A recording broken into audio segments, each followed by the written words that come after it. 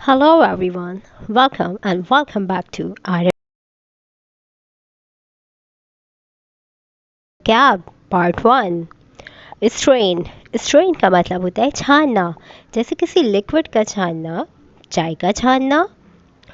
और shift shift का मतलब होता है छानना, लेकिन पाउडर का छानना, जैसे आटे का छानना। क्रश या पेस्टल दोनों का ही मतलब होता है कूटना या कुचलना। स्प्रेड स्प्रेड मतलब लगाना, बटर का लगाना ब्रेड पे। पील पील मतलब छीलना, आलू का छीलना। ग्राइंड ग्राइंड मतलब पीसना, मसालों का पीसना।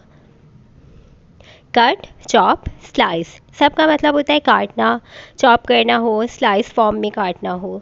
Thank you for watching, bye bye.